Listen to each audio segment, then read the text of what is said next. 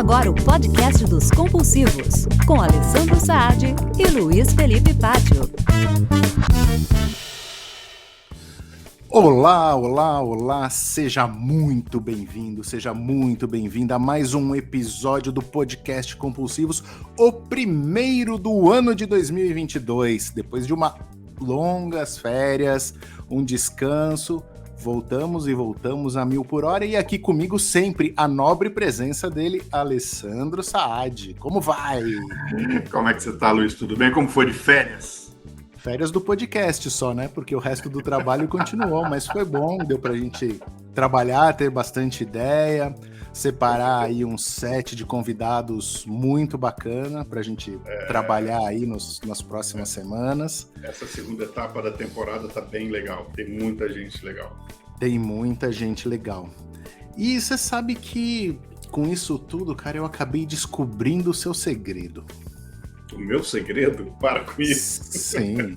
Afinal, você é um cara bem apessoado, estiloso. Olha aí esse style, essa blusa preta, essa barba bem feita, esse óculos moderno. Um cara de muito bom gosto, tudo. Eu descobri aonde você acha as suas referências, aonde você busca a sua inspiração. Fui desmascarado. Foi desmascarado. Você é uma fraude. Quer dizer, uma fraude não. Você é um cara bem informado, na verdade. Quem tem informação tem tudo, né? E eu vou contar agora onde é e que você busca essas referências, onde você aprende a ter todo esse estilo aqui, que eu vou precisar começar a seguir também para poder acompanhar. Mas antes, eu vou trazer para a sala aqui o nosso convidado e vamos começar falando e contando todo esse segredo. Seja muito bem-vindo, Pedro Nog, tudo bem? Opa, senhores, Luiz, Saad, muito prazer estar aqui com vocês. Quero agradecer demais o convite para bater esse papo. Adoro o conteúdo que vocês fazem, empreendedorismo e tudo. Então, para mim é uma honra estar aqui, cara. Legal, muito bom. Deixa eu contar um pouquinho deste senhor, o Pedro Nog, que vocês vão entender o que eu estou falando até agora. Pedro Nog possui 10 anos de experiência na área de moda masculina. Ele é fundador do portal Lifestyle El Hombre e do Moda Masculina Journal, que juntos reúnem mais de 2 milhões, escuta isso, Alessandro Saad, 2 milhões de seguidores nas redes sociais. Além dessas funções editoriais, ele atua também como consultor de estilo e estrategista de imagem. Olha só, eu acho que eu tô descobrindo mais do que... Né? O cara não é fraco não, hein? Valeu. Eu vou mandar a primeira, tá? Porque eu tô curioso assim, né? Porque essa profissão, né, consultor de imagem, é algo ainda que não é muito comum no Brasil, e me corrija se eu estiver errado, né? Uhum. Da onde que surgiu, como surgiu esse seu interesse pela profissão? Luiz, olha, para ser honesto, o meu interesse por moda masculina especificamente, que eu trabalho na área de moda para homens, ele surgiu muito dentro de um interesse meu ligado à história. Então, assim, quando eu comecei o El Hombre é um portal de lifestyle clássico, que daí aborda vários assuntos. Digamos assim, que nem a velha revista VIP, né, que fez muito sucesso no Brasil, eu adorava. Então, daí fala de fitness, fala de relacionamento, e moda era um dos assuntos dentro de vários, como até hoje é dentro do El Hombre especificamente, que continua sendo o nosso portal de lifestyle, que a gente faz conteúdo no YouTube, Instagram, site e o clássico. O que aconteceu? O El Hombre a gente fundou em 2012. A partir mais ou menos de 2014, 2015, os assuntos, os vídeos, os textos de moda começaram a crescer muito de audiência, muito de interesse, e se a gente não estava ali nas dúvidas que a galera mandava nos comentários do YouTube, muita gente pedindo dicas de estilo, de como se vestir bem. Então a gente falou, poxa, cara, eu acho que é um assunto legal, né? A gente se juntou, eu e meu sócio, vamos fazer um segundo canal focado 100% em estilo, para a gente fazer conteúdo diário, dicas práticas, dicas pontuais ali pro dia a dia do homem. E daí a gente começou a produzir mais conteúdo com esse foco, nesse nosso segundo canal, que é o Moda Masculina Journal, 100% focado.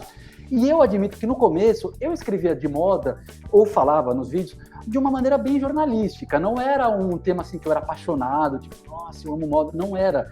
Era um tema que eu falava, putz, deixa eu buscar referência, deixa eu estudar, deixa eu buscar conteúdo para passar para os nossos seguidores, para passar para os nossos leitores.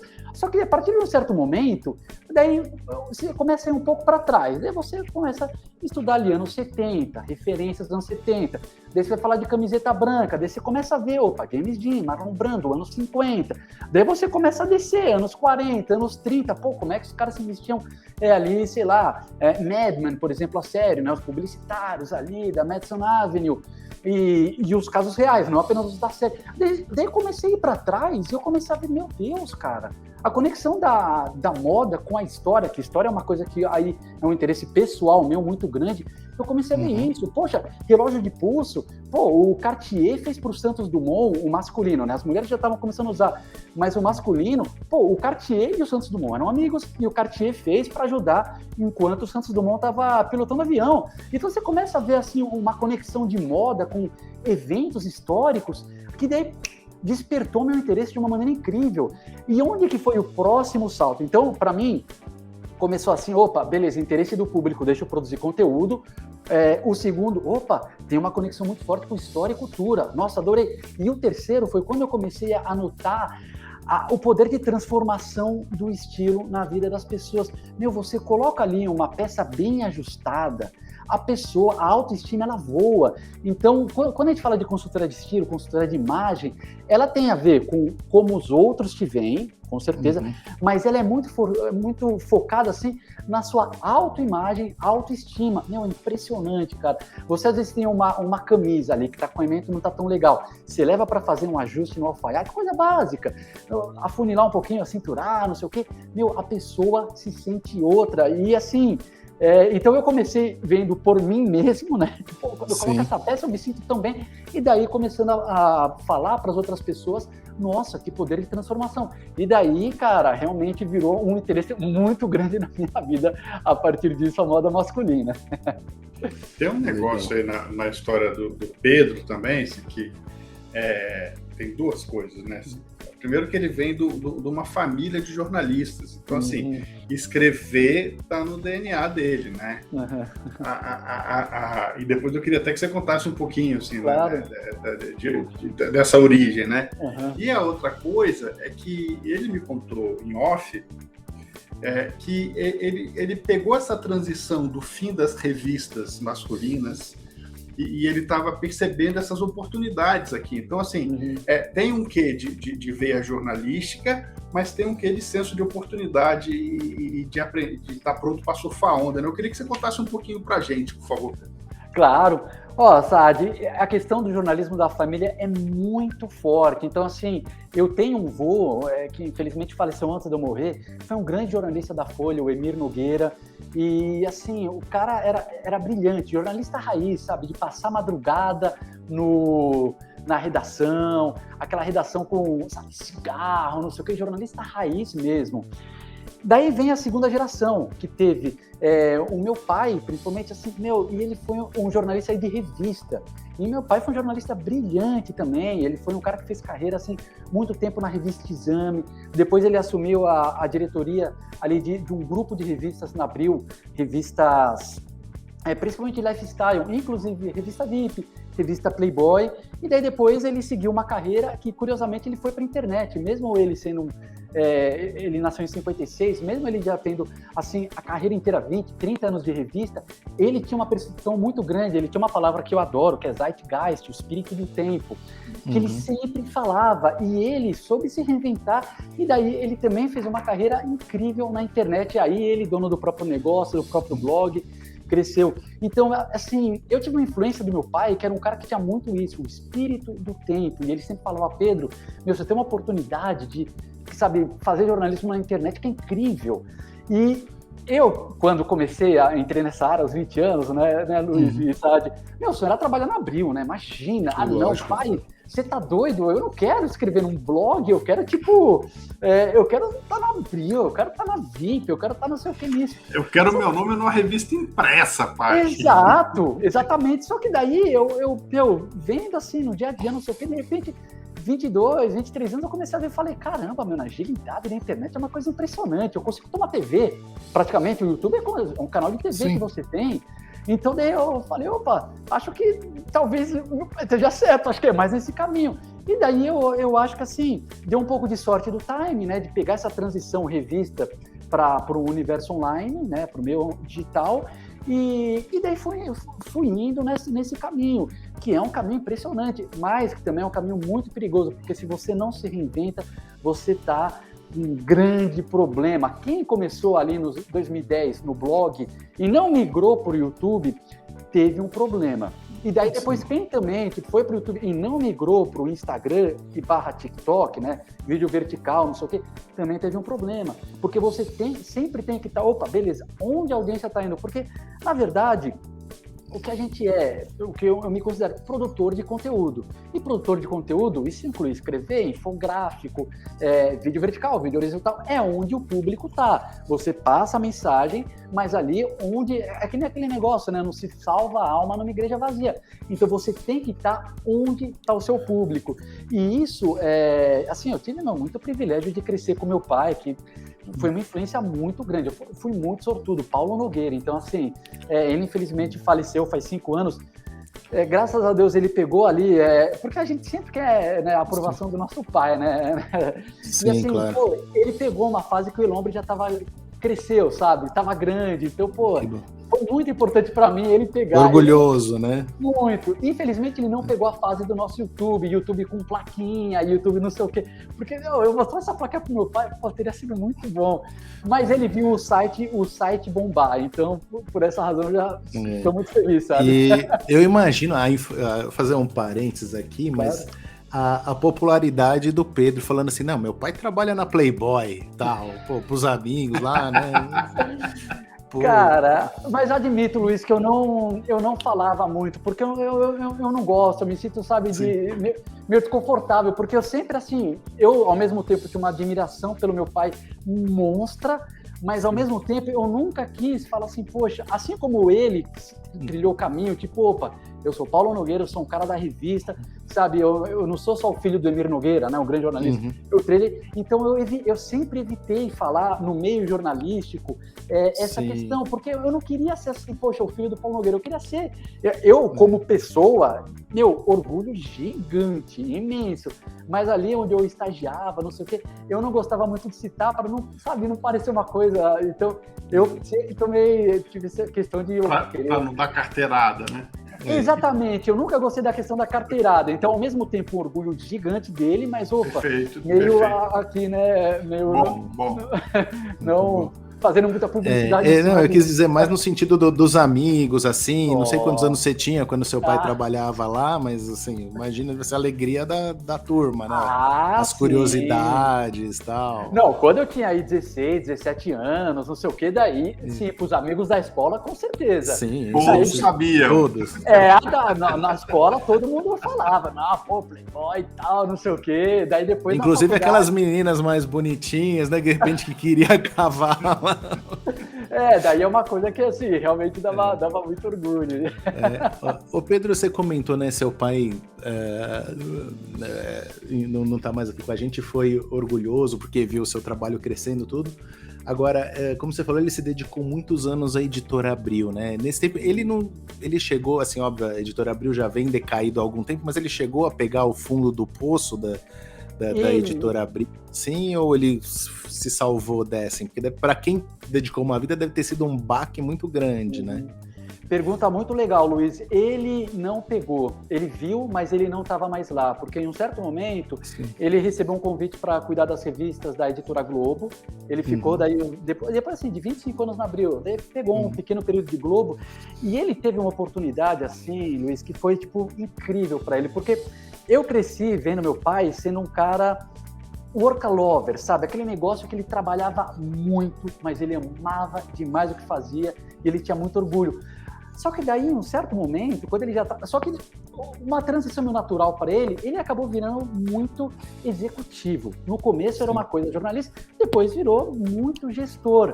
Aí, daí, mais ou menos por volta de 2008, 2009, quando ele se desligou da função executiva dentro da Globo, ele teve uma oportunidade de virar correspondente em Londres, voltar para a raiz jornalística, escrever texto. E daí foi para Londres, morou onde ele morou assim mais ou menos uns 10 anos. 10 anos, eu sou meio ruim de matemática, mas eu acho que talvez 7, talvez 10, eu não sei, eu sou péssimo com data.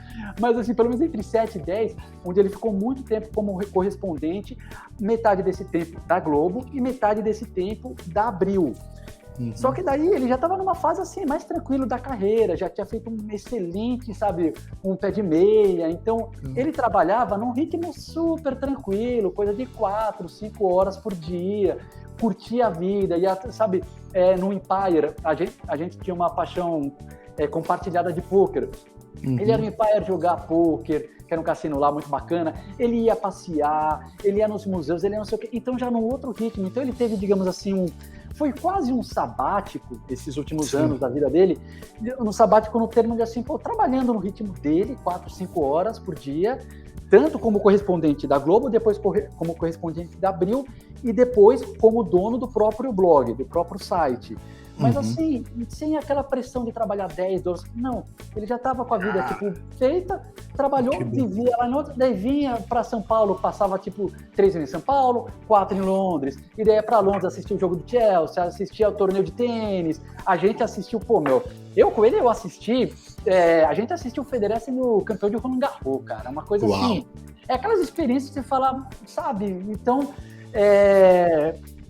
putz, cara, ele teve, assim, os últimos 10 anos dele, foi uma coisa muito feliz. O cara conseguiu um sabático remunerado, né?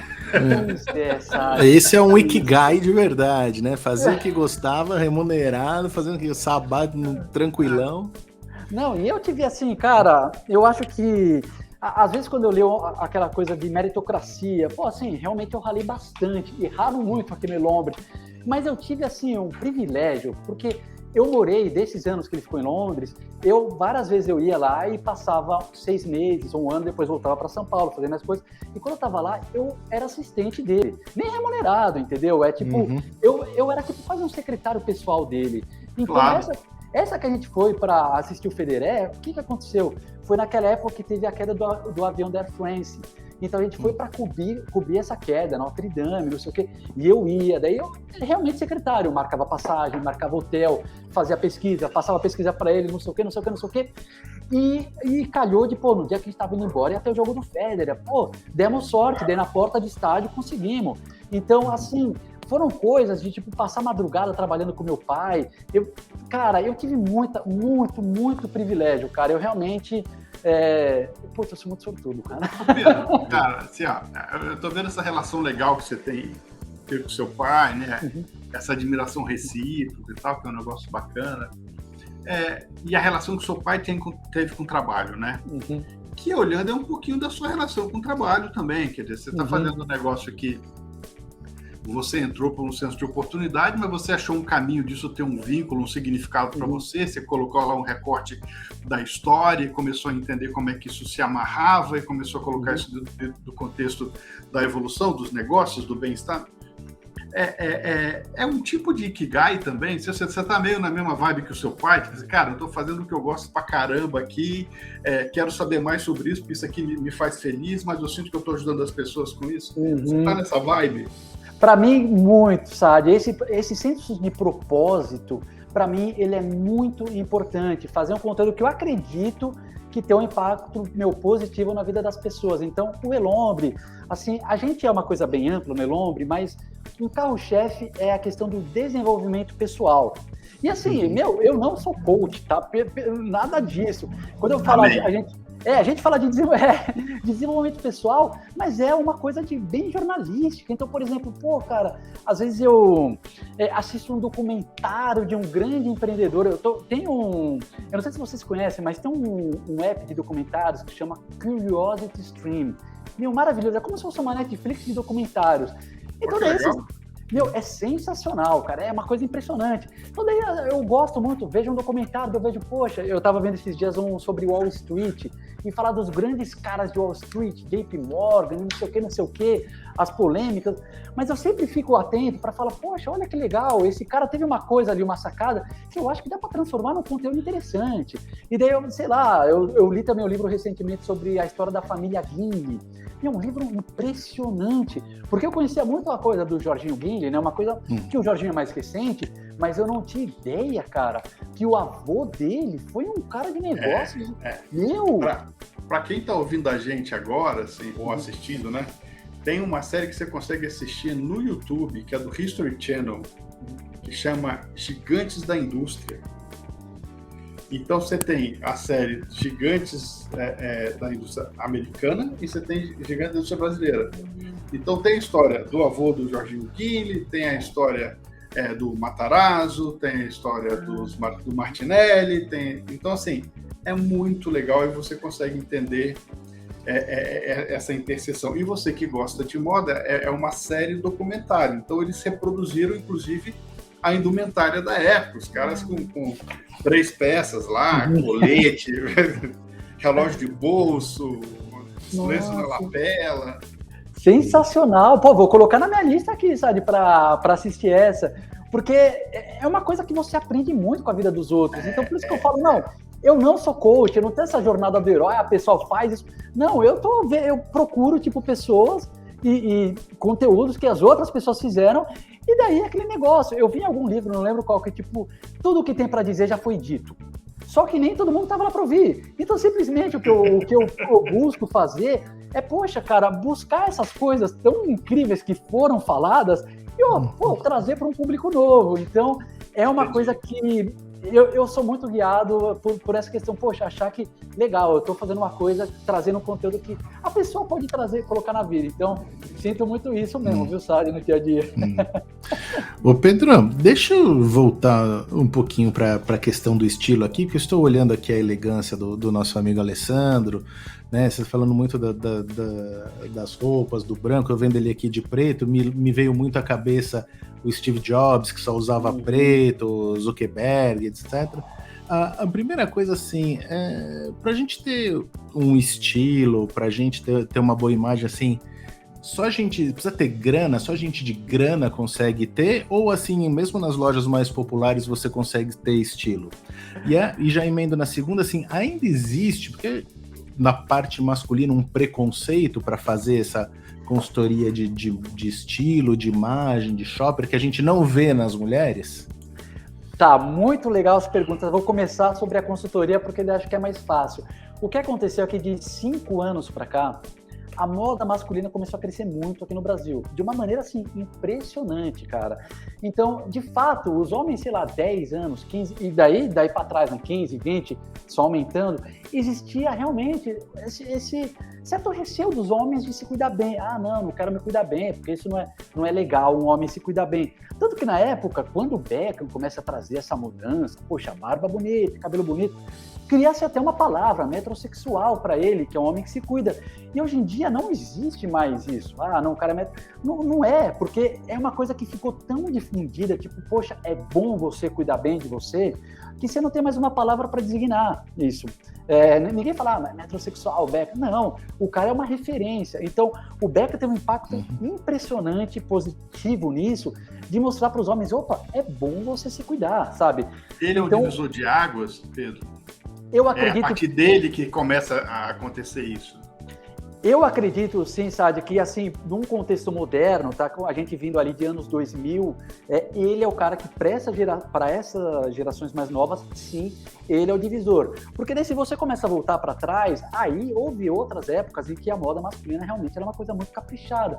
A questão do alfaiate, se você vê, por exemplo, a série Mad Men, né? Poxa, naquela época os homens se preocupavam muito com a imagem. Só que daí, de repente, vem ali nos anos, sei lá, 80, 90, aquele caimento muito largo, tralalá, até os anos 70, um pouco disso, que daí começa a diminuir e tal, o começo dos anos 2000, uma coisa, opa, não, imagem não é, homem não precisa se cuidar tão bem, e daí o Beckham volta ali, né, faz o ajuste, opa, não, peraí, pessoal, a gente se perdeu em algum lugar aqui, né, e daí volta a ter esse interesse muito grande dos homens em moda. Então daí, e essa questão da consultoria, Luiz, Se a gente pegar hoje mercado feminino, mercado masculino, você tem 10 vezes, 20 vezes mais consultoras focadas no mercado feminino.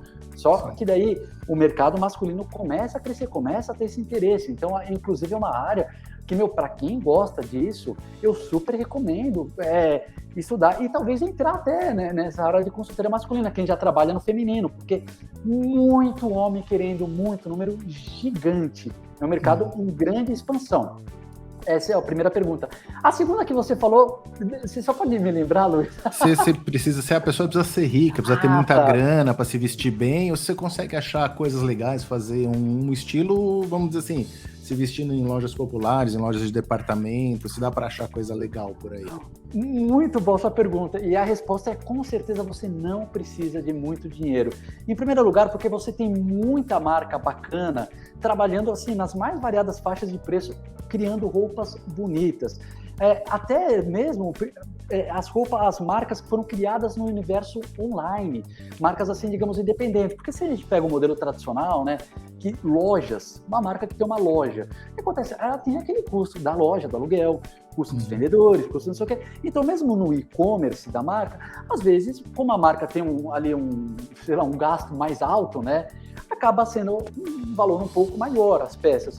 Quando você tem essas marcas independentes, o que acontece? Às vezes o cara criou ali na casa dele mesmo, e daí ele tem um fornecedor, não sei o quê. Então, às vezes, essas marcas independentes conseguem fazer peças de alta qualidade com um custo mais baixo. O Instagram tá cheio delas, né? A gente vê vários anúncios dessas marcas aí. Exatamente. E mesmo as marcas maiores também, Luiz, qual que é o negócio? Elas sempre trabalham com coleções muito grandes, e daí você tem aquele negócio, beleza, quando a marca lança a coleção de inverno, ela tá com preço alto, mas você começa a chegar ali, passar uns 2, 3 meses, é natural, começa a diminuir o número de peças que tem, começa a chegar as peças, o preço começa a dar uma reduzida. Então você consegue achar muita peça bonita sem precisar gastar muito. E sabe qual que é o segredo, Luizão? O segredo é o caimento. Todo cara, tanto seguidor, quanto mentorado, quanto cliente de consultora, que eu falo assim, cara, você precisa conhecer um bom alfaiate na sua cidade. É isso. Porque daí o que acontece? Você vai comprar uma camisa, não interessa se você comprar uma camisa de 100, de 300 ou de R$1.000, você precisa ajustar ela, não tem jeito, porque o que acontece? A marca ela vai criar PNG, ou talvez PPE, você tem algumas pequenas, GGE, mas ela vai criar as peças com base ali em padrões mais amplos, não tem como ela fazer um bespoke ali, uma coisa de alfaiataria para centenas, milhares de clientes, então ela vai criar ali na modelagem. Então, o que você tem que fazer? Cada pessoa tem um corpo diferente. Às vezes o cara tem um pouquinho mais de barriga, às vezes ele tem um pouco mais de ombro. Às vezes o mesmo cara que usa P, um vai ter o braço longo, outro vai ter o braço curto. Às vezes o cara que é P, um tem barriga maior, o outro barriga menor. Às vezes o cara que é P tem um peitoral maior, o peitoral menor. Então, daí o que acontece? Quando você leva no alfaiate, você vai pagar ali num ajuste, sei lá, 30, 40, 50 reais, e a peça vai ficar 2 vezes mais bonita em você. Então, o segredo, grande segredo, na verdade, um dos, né, é ajuste. Quando você faz isso, então eu falo assim, comprou a calça jeans na loja, não leva para tua casa, vai direto no alfaiate que você confia, você precisa ter o WhatsApp do seu alfaiate. Vai direto. Tem algumas lojas que até oferecem esse serviço, né? Sim. Perfeito, tem várias que estão notando isso. Opa, peraí, mas o meu cliente, o cara vai ficar bonito na minha peça se ele tiver aquele ajuste final. Se o cara não tiver o ajuste final, a calça vai ficar sanfonada na barra, não tem jeito. Então as marcas elas estão começando cada vez mais a ter essa percepção e oferecer esse serviço de ajuste para as pessoas. Então quando a marca tem, beleza, já facilita. Mas quando não tem, ou para compras online, também, que é onde você consegue economizar muito compras online, puxa, aí, vai tem direto. Tem o seu alfaiate. Eu vou mudar o rumo dessa prosa aqui, porque assim, eu vou falar de negócio. Né? Porque a gente está falando assim, é um negócio que você gosta, ouvindo você falar, a gente percebe que você entende, que você tem prazer em falar disso, né? Se a gente tivesse aqui os 3 no mesmo estúdio, teria que a gente podia ficar até mais tarde, abre um skin, né? Mas assim, isso aqui é um negócio para você. Então você tem 2 sites, 2 plataformas com 2 milhões de seguidores nas redes sociais, Você tem gente que dá bom dia, boa tarde, boa noite, olhando o que vocês produzem. Vocês são uma máquina de gerar conteúdo de estilo, que é um negócio masculino, que é um negócio que, como o Luiz começou a falar, não deveria, preconceituosamente falando, ser um negócio tão grande. Né? Se fosse um negócio de esporte, né? Então, quer dizer, vocês estão num lugar que vocês são referência, que vocês têm um monte de seguidores, e isso é um negócio, né? Eu queria que você contasse pra gente, assim, que tipos de negócio que acontecem com isso? Porque as pessoas falam, não, é venda de patrocínio, é influência, mas eu entendo que é muito maior o espectro de vocês, quando vocês estão com uma plataforma dessas. Sim, olha, é muita possibilidade, Saad. Se a gente pensar a mais básica, assim, que cria, digamos assim, a estrutura do faturamento da empresa, é de fato publicidade. E especificamente publicidade do Google. Então o que acontece? Quando você tem um site ou um YouTube, você simplesmente, no YouTube você nem precisa colocar lá a tag, é só você clicar, monetizar. Mas no site você pega, se inscreve lá no Google Ads, você coloca o código lá, e o que acontece? A pessoa entra lá, aparece uma publicidade. A pessoa assiste o vídeo, aquele vídeo do YouTube, né, 15 segundos antes, tal, aparece uma publicidade. Então, é uma coisa que o faturamento, ele, dentro desse contexto, ele anda junto com a sua audiência. Quanto mais o seu site cresce, quanto mais o seu YouTube cresce, mais você vai faturando.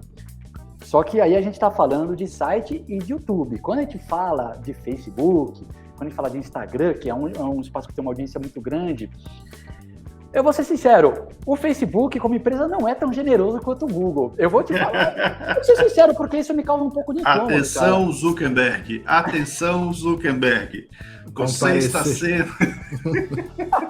Porque, comparecer à central de atendimento ao cliente. Né? Exatamente, porque com o Google e com o YouTube, eu sei que os caras ganham muito mais do que eu, mas eu ganho um pouquinho.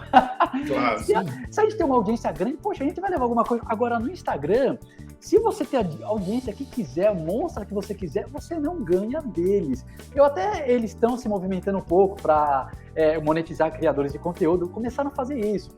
Mas até pouco tempo atrás, zero. Então daí a gente entra na segunda possibilidade, que também é no quesito publicidade, só que daí a gente está falando de parcerias com marcas.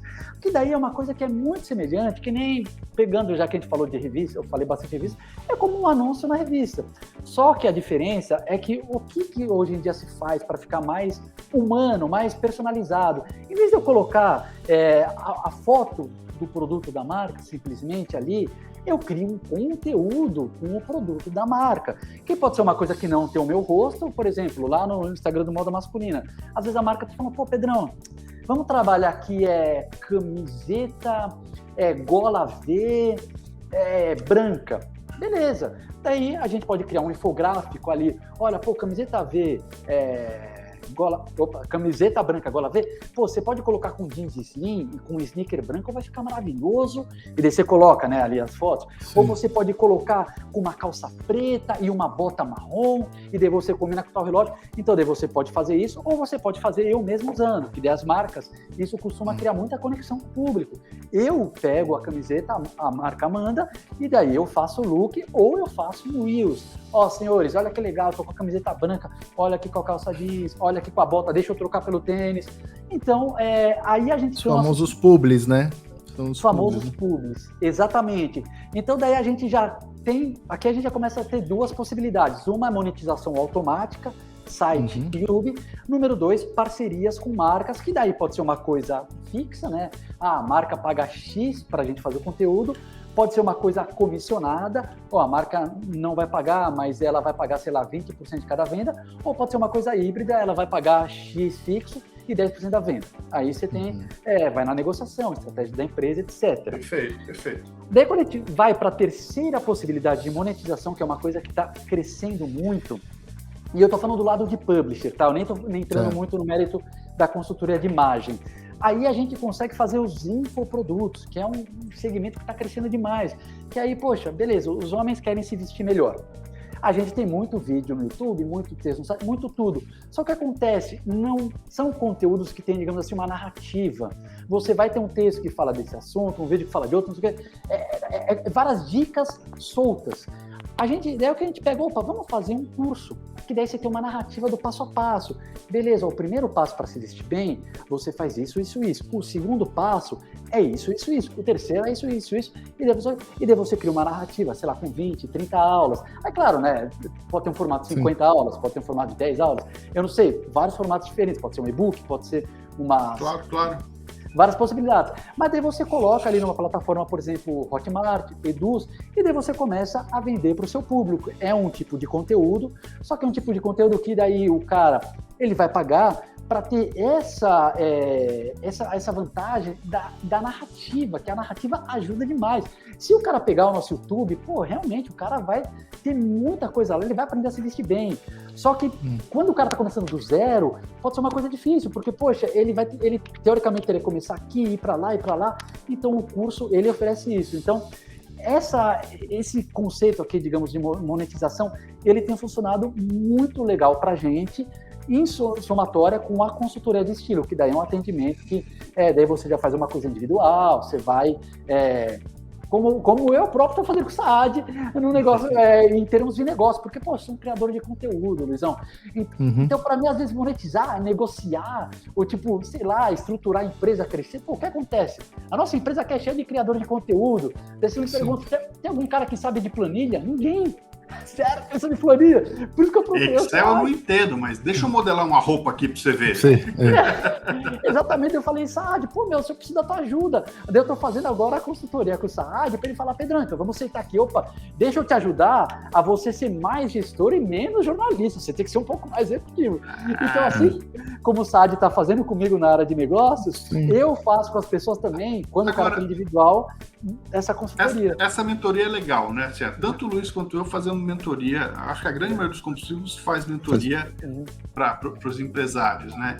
E para a gente, assim, tem meio que um caminho que a gente já está acostumado. Por quê? Porque a gente faz isso há tanto tempo que a gente sabe mais ou menos onde a coisa pega, né? Então, assim, geralmente as pessoas têm problema em gestão, controle, né? Gestão, dinheiro, vendas e gente. E aí a gente vai olhando e a gente percebe onde acontece aqui. Aí a gente faz a mentoria, cuida daqui. Você também deve ter mais ou menos na sua cabeça os lugares onde a pessoa mais erra, onde historicamente é a pessoa que procura vocês. Você fala, cara, você fala, fica tranquilo, cara, é aqui. É assim também? Tem meio que os erros mais comuns. Roupa fora de tamanho, cabelo mal cortado. Boa, Luiz. O golpe do vendedor, né? Não, a calça vai lá. Quem nunca, né? A calça vai lacear, pode levar que ela laceia. Cara, isso que você falou, tudo é muito facilmente mapeado quando você já vem de uma trajetória de criador de conteúdo, porque o que acontece? Estamos precisando de pauta para o YouTube. Jogo lá uma caixinha no meu Instagram, turma, dúvidas estilo, mandem aqui. Daí chega a 50 dúvidas, e daí você começa a ver muita gente perguntando de cor, muita gente perguntando de caimento, muita gente perguntando de dress code, não sei o quê. E daí você, fazendo anos isso, você começa a ver, essa pergunta é o tempo inteiro. E daí você já fez 3, 4 vídeos, mas você faz mais um, porque é muita gente querendo saber daquilo. E quais são essas? Olha, surge o tempo inteiro. eu fui pentear meu cabelo, mas acabei de ver que tá... pronto, ajeitei aqui. Aqui a câmera tá espelhada, eu puxei pro lado direito. Pronto, agora tá bonitinho. Olha, vamos lá, Saad. Primeira, que a galera mais erra, é você fazer um look muito poluído. Tem uma máxima que fala assim, menos é mais. Quando você faz um look minimalista de cores, de peças, cara, em 90% do caso tá certo. Então, se você vai por uma proposta mais minimalista, por exemplo, muita gente chega para mim para fazer a consultoria, polo, sabe aquela polo listrada que tem 3, 4 cores? Fala assim, cara, coloca uma polo branca, uma polo preta, uma polo azul marinho. Vai ficar lindo o look. Daí eu mando as referências, claro, né? A gente vai trabalhando, fala das lojas. Mas a primeira, se você vai por uma proposta minimalista, já resolve muita parte do processo. Esse aqui é o ponto número 1. Ponto número 2 é caimento. O homem, o que acontece? Vamos pensar que você vai comprar uma camiseta. Se você compra um tamanho menor, você sente desconforto físico. Você fala, putz, isso aqui tá errado. Não tem como você comprar uma coisa menor, porque se sente apertar. Agora, uma roupa maior, às vezes você não percebe. Porque o que acontece? Tá confortável, beleza. Então é ela mesmo. Então, os homens cometem muito erro de comprar roupa larga. E além de comprar roupa larga, mesmo quando você compra uma roupa mais ou menos do tamanho certo, se você não leva para ajustar, não adianta. Calça não tem jeito. A não ser, por exemplo, um cara que tem 1,85, 1,90, às vezes ele pode comprar uma calça que já tá beleza, já tá certinho. Um cara que tem, sei lá, de 1,80 para baixo, ele tem que levar para ajustar a calça sempre, mas não é nem tipo, 9 em cada 10, 10 em cada 10 ele tem que levar para ficar certinho, para não enrugar na barra. Então, daí a gente tem o segundo ponto, que é o caimento. Eu falei da calça, mas ela serve também para camisa, para camiseta, para blazer e assim por diante. O terceiro ponto, que daí conversa muito com aquele primeiro, é cor, combinação de cores, porque você tem algumas teorias que são muito focadas no universo das artes visuais. Então, poxa, se a gente pensar, amarelo com roxo, é a cor dos Lakers. É lindo a combinação. O site que gosta de basquete sabe, é linda a combinação. Mas dentro de um logo, poxa, bacana. Dentro ali, sei lá, de um quadro, lindo. Mas quando você faz essas combinações no seu look, não dá certo. A não ser, aí a gente tem uma exceção, tá? Que a gente trabalha em cima de estilos universais, que é uma combinação que você vai traçando um monte de coisas de personalidade, objetivo, que você tem mais de 90 possibilidades. Mas quando você entra as possibilidades, você trabalha o estilo criativo, um acento criativo, beleza, aí as regras todas você pode quebrar. Aí você pode colocar o roxo com o que pode dar certo. Só que aí a gente está falando de, sei lá, 5%, 10% da população que trabalha esse negócio criativo. Que daí onde é que eu recomendo? Para ser um artista, beleza, vamos aí colocar uma coisa que é para impactar. Você é um diretor de arte, beleza, vamos trabalhar esse acento. Você, então existem perfis específicos que fica legal trabalhar o criativo, mas 90% dos homens, não dá tão certo pro dia a dia, complica. Então, quando você começa a acertar nas cores, você vai nos neutros, branco, preto, cinza, azul marinho, vinho, o rosa pastel, tons terrosos, facilita demais. Então, ajustando esses pontos, sabe, você fazer um look que é mais minimalista, você acertar no caimento das peças, você acertar na combinação de cores, e daí a gente tem o quarto ponto muito importante, dress code, ocasião de uso. O look que você vai usar, esses tempos eu fiz uma consultoria para um médico, queridíssimo, o Emerson. Então, o que acontece? Médico, no trabalho, você precisa de um tipo de imagem, que é um tipo de imagem que, você vai passar seriedade, número 2, você precisa de peças que te tragam conexão com a pessoa. Quando a gente pega o Steve Jobs, aquela gola alta preta, não sei o quê, que a gente chama um acento dramático, é uma coisa intensa, é uma coisa que traz poder, não ajuda a conectar. As cores claras, por outro lado, aquele jaleco branco, tons claros te conectam, a pessoa se sente mais confortável com você. Então, um médico, um estilo que vai mais para o tradicional e mais para tons claros, que a gente chama um acento romântico, ajuda muito no trabalho. Só que acontece se a pessoa é um cara que, sei lá, é um cara jovem e um cara que está solteiro e gosta de ir para festa, né, um rolezinho paquerar. Você coloca esse look que é tradicional / romântico numa festa, não vai ajudar aí naquele ambiente que, o cara tá solteiro, quer dar uma paquerada. Então daí, quer paquerar? Aí vamos construir outro tipo de proposta de look. Que daí sim, você pode trabalhar, uma peça preta para você chegar no ambiente, para te trazer intensidade, te trazer presença. Aí você já traz também um acento que a gente chama de magnético, que é roupas bem ajustadas, muito bem assim, sabe, dando uma valorizada no corpo. Por exemplo, essa camisa que eu tô usando, esse botão tá aberto. Isso aqui traz um toque do que mostra mais o corpo, é um pouco mais de magnetismo. Se você vai ali no trabalho, você não quer esse magnetismo, você quer, você fecha um botão, você já traz o acento mais tradicional. Então são pequenos detalhes, você está trabalhando, beleza, vai para o tradicional, você vai para a festinha, puxa aqui o botão, você traz um pouco de magnetismo, até porque esse magnetismo ajuda na questão, às vezes, quando você quer fortalecer sua autoconfiança, isso aqui ajuda, você se olha no espelho, você se sente bem. Então, quando você começa a trabalhar assim, de uma maneira estratégica, isso abre muitas portas. Você tem que pensar na ocasião e você tem que pensar no seu objetivo dentro daquele lugar. Então, acho que esses 4 pontos aí resumem muito bem. Maravilha. Pedro, deixa eu te perguntar uma coisa. Você falou bastante de dress code, de ocasião, mas vamos falar um pouquinho de dress code no ambiente de trabalho, né? A gente teve um movimento legal aí na virada depois dos anos 2000. Antigamente era tudo muito formal. Eu lembro que eu era estagiário, eu trabalhava numa empresa de cosmético com 19 anos de terno, gravata, pelo amor de Deus, tal. Aí depois, aos poucos, foi afrouxando, calça, camisa, tal, e chegou até meio que muitas empresas passou do limite, chega até a descambar, assim, né? Aí veio a tal da pandemia, né? Todo mundo ficou em casa, geralmente o cara tá ou com uma camiseta ou uma polo, aquele shortão ridículo que a gente gosta de ficar em casa bem surrado, né? Meio coisa, meio social, meio pijama, tal. E agora a gente tá partindo para a volta ao trabalho, pro híbrido e tal.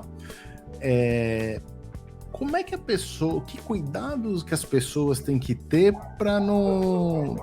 Está indo para um ambiente de trabalho para não achar que está em casa, né? Assim, o que você acha que vai acontecer nessa volta e que cuidados que precisam ter? Tá aí o Alessandro, que tem um escritório grande que ele dirige e tal, pode dizer se aconteceu algumas. Eu já vou só fazer um parênteses pegando carona. Assim. Ontem teve jogo do Palmeiras. Vixe. E o nosso dress code não permite que você use camisa de time. Né? Você pode usar polo. Eu acho que a gente só não deixa usar bermuda e saia muito curta e tal, mas assim, a gente é muito tranquilo. Até o pessoal do jurídico não usa gravata. Tá? Eu, como superintendente, raramente uso gravata. Tá? Uso um blazer. Né? Mas... E aí teve jogo do Palmeiras e a gente estava numa reunião que estavam só os gerentes prestando conta do negócio e tal, assim. E tinham dois com câmera fechada, né? Aí foi gol do Palmeiras, ele abriu a câmera e estava com a camiseta. Então, assim, tem muito disso também, né? De você perder um pouquinho o rigor, porque você está em casa, mas, pô, isso aqui que a gente está falando... Se você estiver ouvindo pelo Spotify, você não está vendo, mas se você estiver assistindo pelo YouTube, você vai ver que aqui é tipo uma videoconferência, é um ambiente de trabalho, né? Como é que fica isso, pegando carona na pergunta do Luiz? Maravilhosa essa dúvida que vocês trouxeram. E existe um conceito assim que ajuda muito, simples, que chama Smart Casual, que veio crescendo nos últimos tempos. Casual é roupa casual, é descontraída. Só que daí o segredo é você tornar esse look um pouco mais alinhado, não precisa ser uma coisa muito. Por exemplo, às vezes quando a pessoa está trabalhando no home office, uma calça jeans, camiseta, por exemplo, a camiseta básica, né, preta ou branca, ou sei lá, azul marinho, cinza, e um tênis. Quando você acrescenta, opa, beleza, vamos trocar simplesmente a camiseta por uma camisa, daí a camisa é um pouquinho mais formal, você não está colocando necessariamente um terno, você não está colocando uma gravata, você nem está colocando o sapato, mas você já acrescentou, opa, um pouquinho mais de alinhamento. Então, pequenos detalhes que tornam o look um pouco mais sério. Pô, calça jeans rasgada, se você está indo num happy hour, eventualmente, ou se você não indo na faculdade, pô, beleza. Agora, no trabalho, não. Você deixa um pouco mais smart, colocando uma calça jeans que não tenha aqueles rasgos e que seja mais escura, porque calça jeans clara é uma peça bem casual. Então, uma calça jeans escura já ajuda. Então, são pequenas mudanças, assim, que você não precisa fazer uma transição, 180 graus. Tipo, você pegar e colocar o terno gravata. Não, mas você coloca, e não só te falou, você coloca uma camisa ou eventualmente uma polo com blazer, opa, tá legal. Você coloca, sei lá, talvez troca um tênis de corrida. Pô, beleza, na sua casa você tá usando. Mas você tá indo pro escritório? Não, coloca um tênis casual, um tênis branco, simples, minimalista, talvez um tênis que seja marrom, talvez um tênis preto, ou uma bota não muito rústica. Então, assim, você consegue fazer pequenos ajustes que daí você vai ficar entre um look casual e entre um look mais social. E isso funciona muito bem. Agora, o que eu acrescentaria, Luizão, é o seguinte... dentro do home office, como se vestir.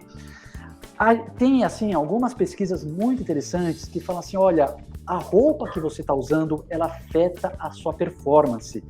Então, o que acontece? Quando a pessoa coloca uma roupa mais casual, ela fica mais amigável, é uma coisa muito interessante.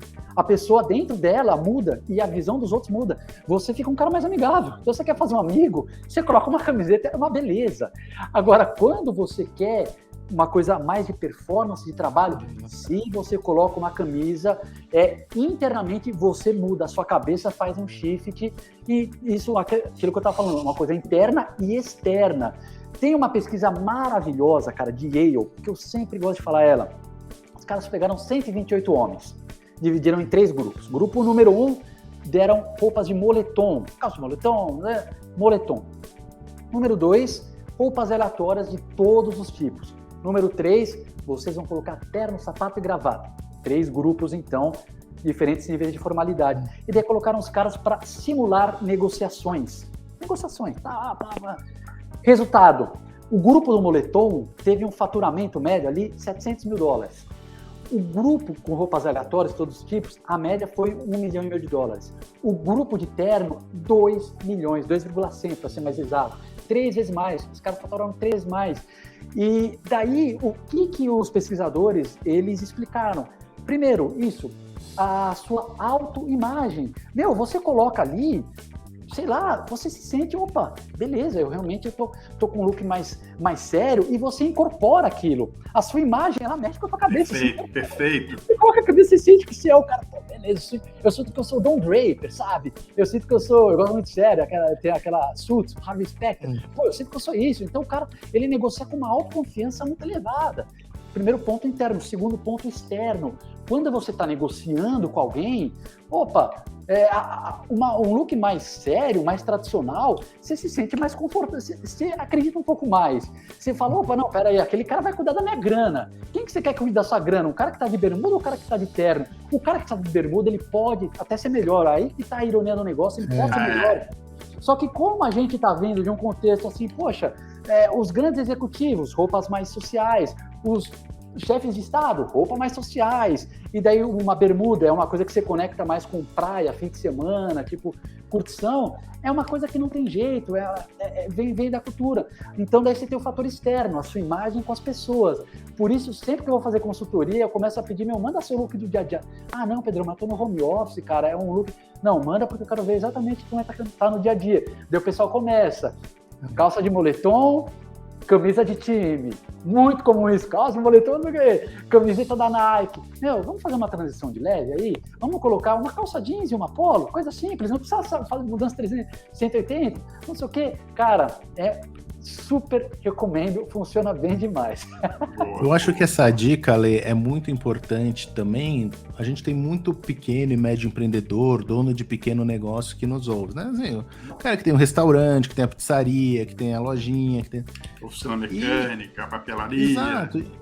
E assim, é importante também para esse público, para ele entender que a apresentação dele perante ao cliente é importante. Não é porque o negócio é dele, sei lá, vamos dizer assim, ele tem uma pizzaria delivery que ele fica lá atendendo o telefone no caixa. Não é porque a pizzaria é dele que ele tem que ir lá com a camiseta do time dele trabalhar, né? Exato. Um delivery de balcão, um cara que tem uma loja, enfim, de acessório de celular, o que quer que seja. Uhum. Eu acho que quanto mais, como você falou, né, um smart casual que ele tá, pode até influenciar no resultado de vendas dele, né?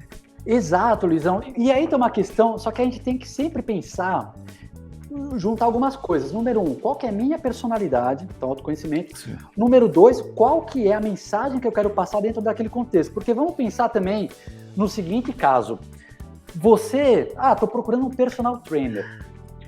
Se vier um personal trainer, ao mesmo tempo que na hora de negociar, você sente mais confiança no cara que tá de terno, se vier um personal trainer eventualmente de terno, você pode falar, poxa, mas esse cara, ele é um cara que fica atrás da mesa, sabe? Então, eu quero aquele cara que, poxa, o cara tá com a roupa ali, realmente dá nada. Ele é o dono da franquia, ele não é o cara que vai me ensinar. Exato, sabe? Matou, ele é o dono da franquia, exatamente. Se você for negociar o valor, talvez o cara, beleza. Mas o cara que você quer te treinando, cara, eu acho que eu quero o cara que tá ali na rua, entendeu? Mas mesmo assim ele pode se vestir bem, com uma boa camiseta, com uma boa equipamento, com roupa de um bom tênis neutro, não precisa ser o tênis multicolorido, né? Exatamente, você tem que se vestir bem, levando vários fatores de consideração. Sim. Poxa, você tá com 2 vagas, uma para diretor de arte e uma para diretor financeiro. Cara, o que você quer do seu diretor financeiro? Você quer um cara muito sério, muito organizado, não sei o que, não sei o que. O que você quer do seu diretor de arte? Você quer um cara criativo pra caramba. Claro, você quer todo mundo quer alguém organizado, mas você quer um cara que, é disruptivo. Então daí esse cara, o diretor de arte e o diretor financeiro precisam se vestir bem. Os dois precisam igualmente. Só que o diretor financeiro, o cara para conquistar vaga, o que vai ajudar? Uma mensagem de seriedade com a roupa, de organização. Mais sóbrio. Sóbrio, exatamente. O que o diretor de arte tem que fazer? Tem que se vestir bem, mas opa, deixa eu demonstrar ali um pouquinho de ousadia, um pouquinho de arte, deixa eu de repente colocar uma meia que tem uma estampa colorida, deixa eu fazer um mix de estampas bem coordenado. Então você tem que pensar dentro do seu contexto o que significa se vestir bem dentro do contexto ali que você está buscando. Até oficinas mecânicas, né, de marcas aí japonesas, você vê o pessoal com uniforme, macacões de mecânico, mas que são macacões, e fala, pô, eu queria usar um negócio desse, né? Tão legal que é. Exato.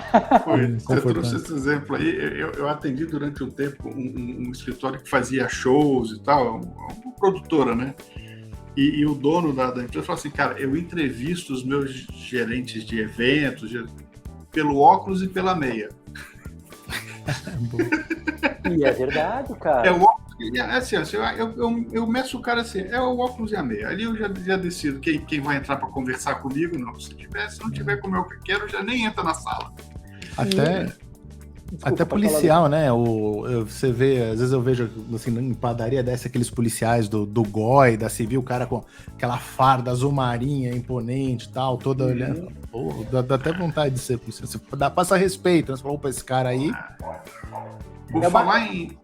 Por falar em dar vontade, eu acho que a gente vai passar a vontade aqui, que a gente está estourando o nosso prazo. A gente está batendo um papo aqui, cara, a gente está agarrando na conversa, e o papo tá bom, e o nosso... Passa rápido, né? Passa muito rápido, cara, pelo amor de Deus. Nossa, já deu uma hora, realmente. eu vou dar uma fechada assim, Pedro. Assim, eu queria, desculpa interromper, porque... Imagina. Se a gente continuasse falando, eu ia pedir um esquinho aqui e a gente seguia, mas...